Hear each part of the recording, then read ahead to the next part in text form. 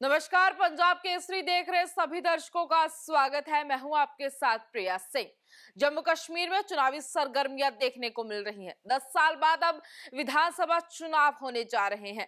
जम्मू कश्मीर भले ही अभी केंद्र शासित प्रदेश हो, पर वहां के विधानसभा चुनाव पर देश ही नहीं दुनिया की निगाहें भी हैं।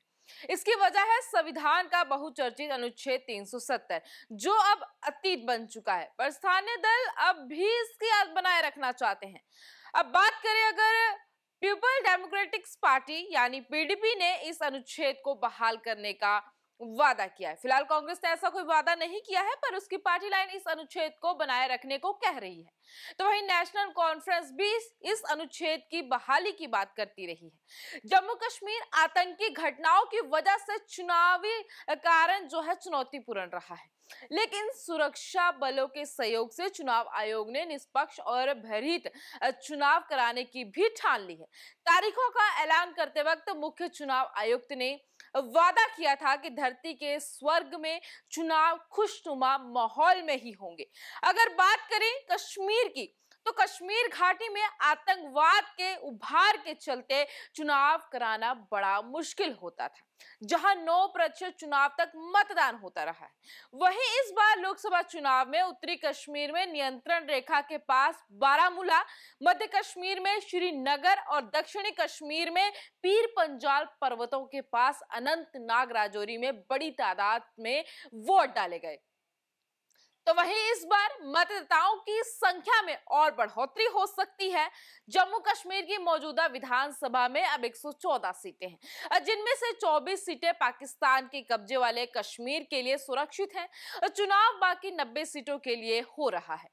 जम्मू कश्मीर में इस चुनाव में नेशनल कॉन्फ्रेंस और कांग्रेस का गठबंधन है, यानी कि इस बार नेशनल कॉन्फ्रेंस और कांग्रेस मिलकर चुनाव लड़ रहे हैं, तो पीडीपी अकेले चुनाव लड़ रही है। बता दें तो वही भाजपा अकेले चुनावी मैदान में उतर चुकी है। आर्टिकल 370 हटाए जाने के बाद पहला चुनाव है, तो भाजपा के सामने काफी चुनौतियां हैं। जम्मू में भाजपा का प्रभाव ज्यादा है, जहां 43 सीटें हैं। वैसे पार्टी कश्मीर घाटी की 47 सीटों में से अधिकतर पर उतरने की तैयारी में जुटी हुई है। भाजपा अनुच्छेद 370 को हटाने के बाद पार्टी की लोकप्रियता विशेषकर जम्मू क्षेत्र में अपना चरम पर थी, तो वही कश्मीर घाटी में भाजपा के लिए बहुत बड़ी चुनौती है। टिकट बंटवारे को लेकर पार्टी में आपसी विवाद भी काफी ज्यादा देखने को मिल रहा था। तो वहीं राज्य के मुख्यमंत्री रह चुके निर्मल सिंह को इस बार टिकट नहीं मिला, इसलिए पार्टी के सामने चुनौती बड़ी है।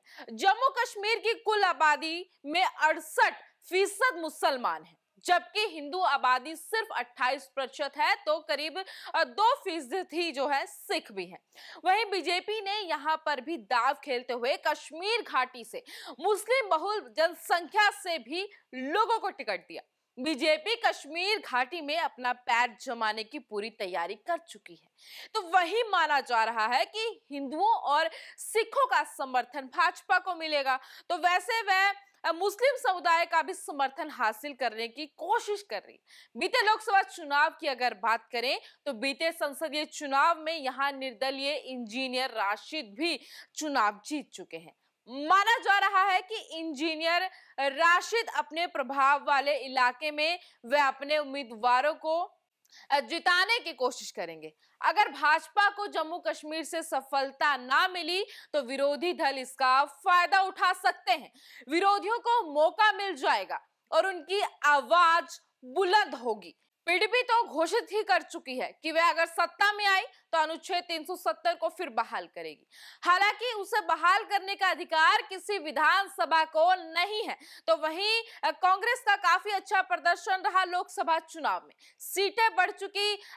कांग्रेस केंद्र सरकार को घेरने का कोई मौका नहीं छोड़ रही है। तो वहीं मुख्यमंत्री रह चुके नेशनल कॉन्फ्रेंस के नेता उमर अब्दुल्ला ने चुनाव न लड़ने का प्रण लिया था, लेकिन कड़ी मशक्कत के बाद उमर अब्दुल्ला को मनाकर पारंपरिक गांदरबल सीट से चुनावी मैदान में उतारा।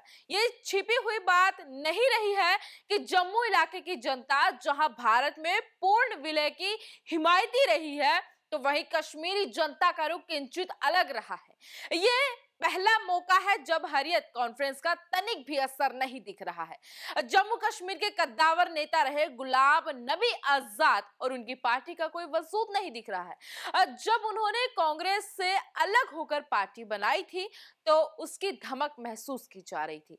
ये बात भी हवा में तैर रही है कि अगर हालात ठीक रहे तो राज्य को अन्य राज्यों की तरह अधिकार दिए जा सकते हैं। अब तक के लिए बस इतना ही। मुझे जो इजाजत, तब तक जुड़े रहो पंजाब केसरी के साथ।